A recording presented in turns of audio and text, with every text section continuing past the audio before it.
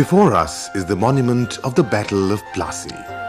The battle which sealed the fate of the Bengal Nawabs and made Robert Clive the uncrowned emperor of Bengal, Bihar and Orissa.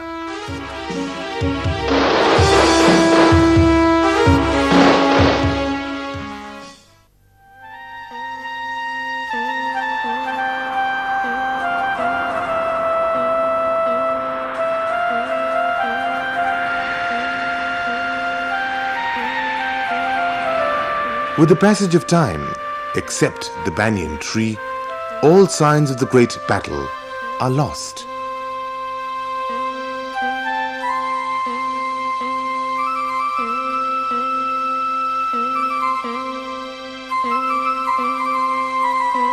But in the memories of the local people, as well as in the pages of history, the political transition around the Battle of Plassey is very much alive.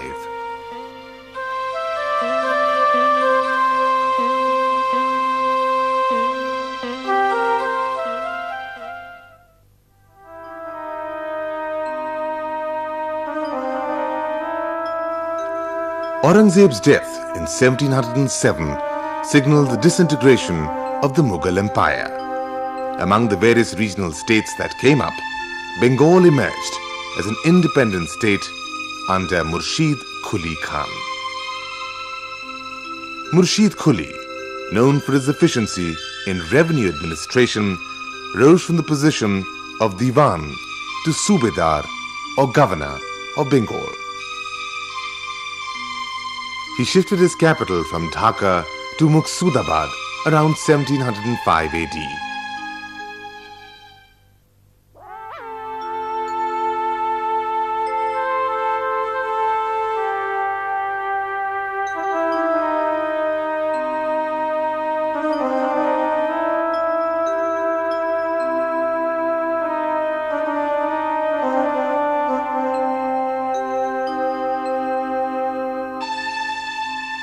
ये जो मुर्शिदाबाद का जो शुरुआत हुआ ये मुर्शिद कुली खां से हुआ और 1704 में जब मुर्शिद कुली खां आए थे तभी से शुरू हुआ था।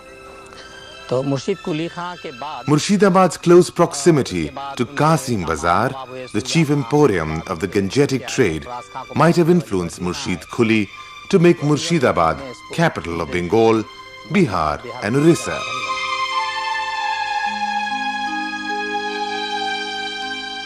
Palaces, public office and religious institutions gradually flourished in the new capital.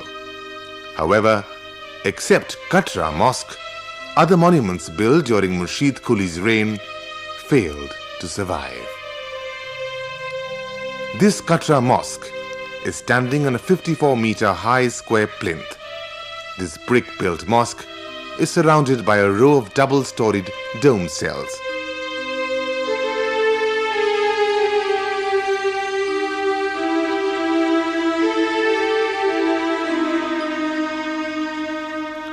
Four huge minars were built at four corners. Out of this, only two are now surviving. The mosque is approachable by a flight of 14 steps from the east. Below the steps of the mosque is lying the mortal remain of Murshid Quli Khan. Some of the roofless halls attached to the mosque were used as madrasa. Nawab's independent rule in Murshidabad was of about 50 years only. Most prominent among the Nawabs were Murshid Quli Khan, Alivardi Khan and Siraj-ud-Dawla. Even this short span of the Nawabi rule witnessed many threats from outside, like the Maratha invasion during Alivardi's time, the attack by the English East India Company during Siraj-ud-Dawla's reign. Apart from the external threat, undercurrents of conspiracy and factionalism within the Nawab's court further weakened the strength of the Bengal Nawabs.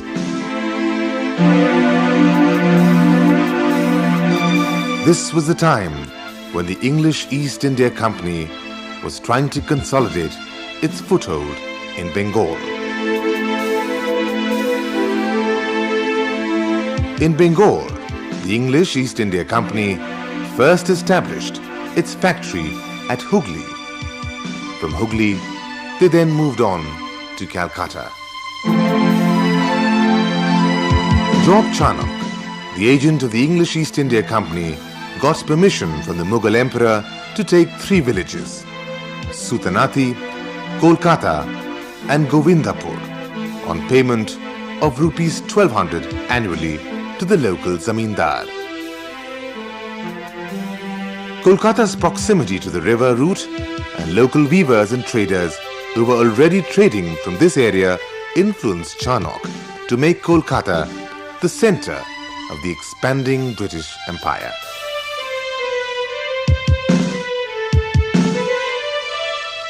With the permission of the Mughal Emperor, the East India Company built Fort William at Kolkata to protect the company business. However, growing commercial interest of the company, particularly the misuse of trading privileges by the company officials, strained the relations between the company and the Nawabs.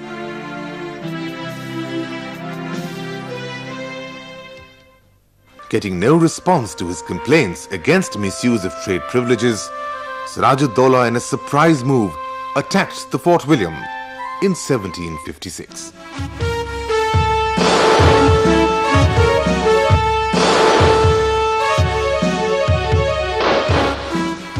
However, Kolkata was quickly recaptured by the British, sending more troops from Chennai under Colonel Robert Clive.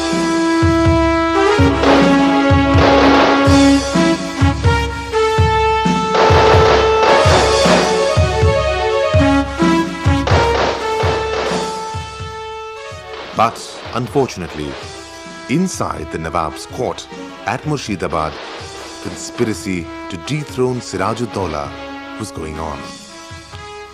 Ghasiti Begum, Mir Jafar, along with the merchants like Jagat Seth and Omi Chand, conspired with the East India Company officials. Unaware of this conspiracy, Siraj-ud-Daulah, with the help of French company at Chandanagar, wanted to fight back against the British.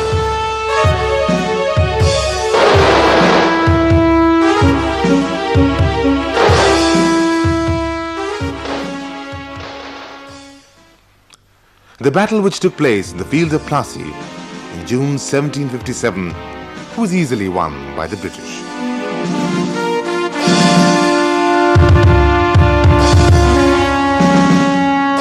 The heroic sacrifices of Nawab soldiers like Mohan Lal and Mir Madan failed before the conspiracy of Mir Jafar and others. Siraj was deposed and assassinated. Mir Jafar was made the Nawab of Bengal by the English East India Company. Between 1757 and 1765, nothing could be done to protect a succession of Nawabs from ruthless demands of concessions. Nawab Mir Qasim made a last effort to come out of the clutch of the company officials, but lost the Battle of Boxer to the company in 1764. The military control of the Ganges Delta, won at Plassey, shortly received imperial legitimacy when Shah Alam granted Diwani of Bengal to the English East India Company in 1765. Gradually, the Nizamat and the treasury were shifted from Murshidabad to Kolkata. In 1775, the Supreme Court of Kolkata declared that the Nawab of Bengal had no sovereign power. Alivardi खां के मरने के बाद उनके जो daughter सन थे सिराजुद्दौला, उनके साथ battle of Plassey होने के बाद यहाँ पर ईस्ट इंडिया कंपनी का कब्जा हुआ और ईस्ट इंडिया कंपनी यहाँ पर राज शुरू किया। 1765 में उनको पूरी दीवानी वो लोग मुगल से ले चुके थे। To preserve the glorious tradition of Nawabi rule in Murshidabad, Nawab Nazim Humayun Jah built between 1829 and 1837 the magnificent Hazar-Duari Palace. के खानदान से और एक के बाद एक लोग नवाब होते रहे। ये सिलसिला 1829 तक चला। उस वक्त बंगाल, बिहार, उड़ीसा के नवाब थे, नवाब नाजिम हुमायूं जा, मिर्ज़ाफ़र के 5वें पुष्प में से थे, 5th जनरेशन में से थे। उन्होंने ये हज़ारदुआरी पैलेस को उन्होंने बनवाया था। This impressive building is 3-storied and comprises 50 halls and galleries with more than 1,000 real and false stores, and hence the name Hazarduari.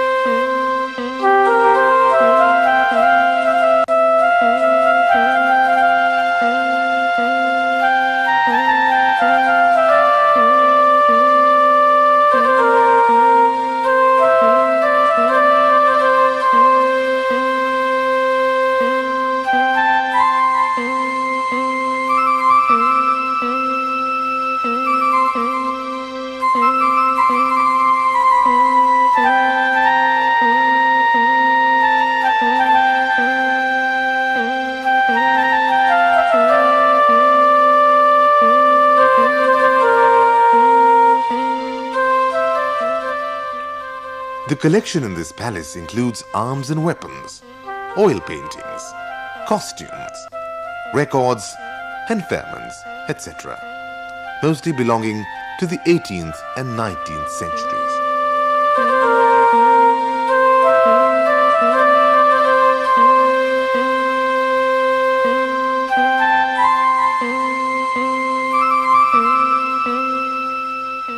After Plassey, the center of activity moved from river Bhagirathi to river Hooghly, where Kolkata was on the way to emerge as capital of Bengal, Bihar and Orissa.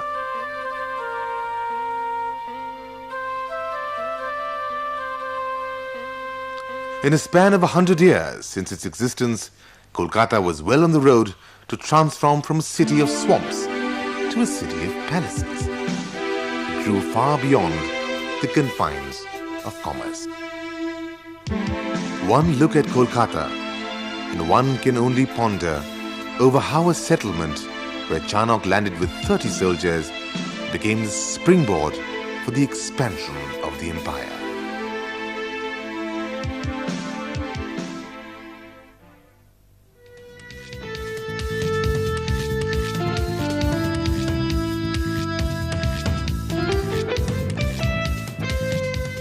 New buildings housing the company offices and its officials came up following the European style.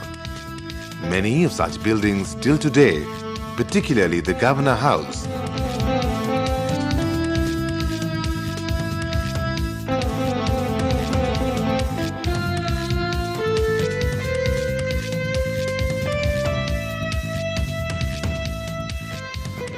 the Big Pond, Lal Dighi and the Writers' Buildings remind us of the legacy of the British Raj.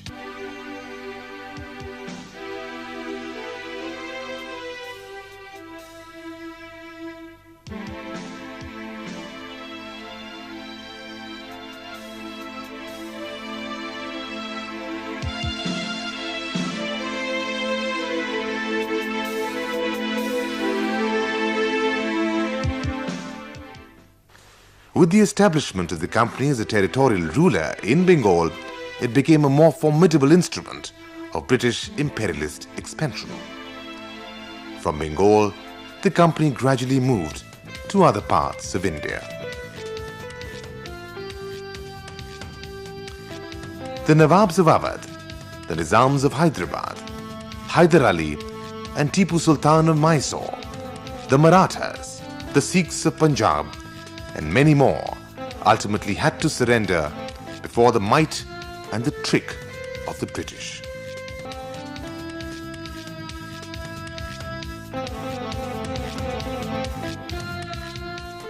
fair or foul, the end justified the means for the British.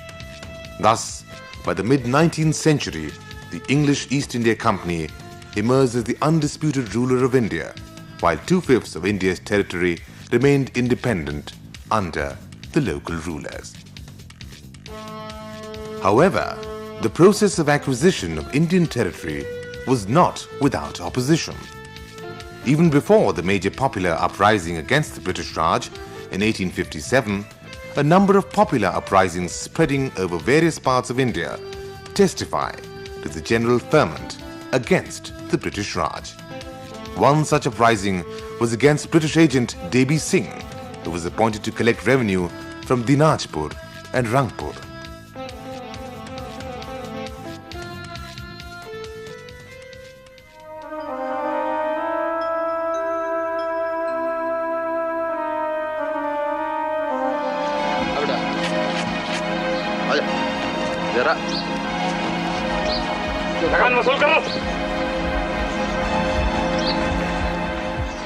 Debi Singh's forceful collection of revenues compelled the passive and submissive cultivators to rise in arms.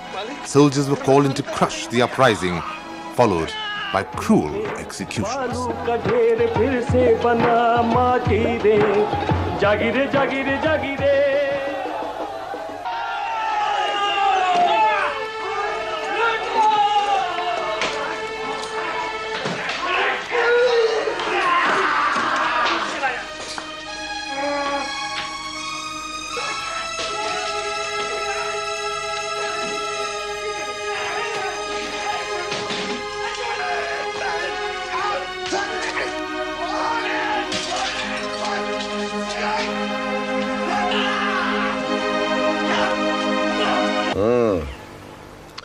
Mr. Goodlad, the English chief of the district, described the rising as the greatest and the most serious disturbance which had ever happened in Bengal.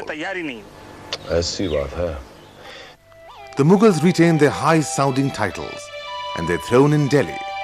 But after the revolt of 1857, the Mughal Emperor Bahadur Shah II was sent to exile in Rangoon.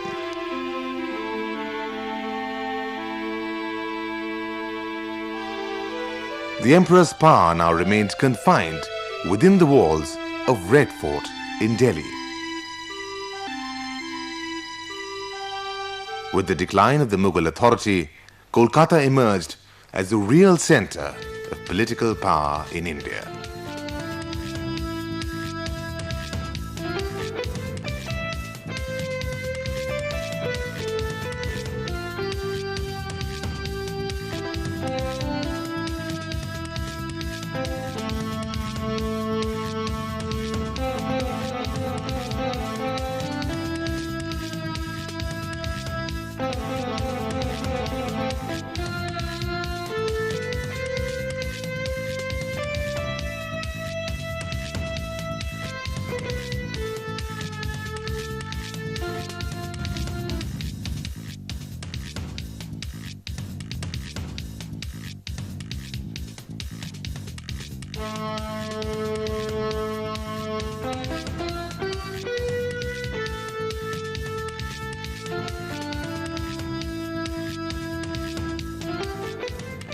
In 1858, the British Crown directly took over the company officials the administration of the British Empire in India, and Kolkata became the capital of the British Indian Territory.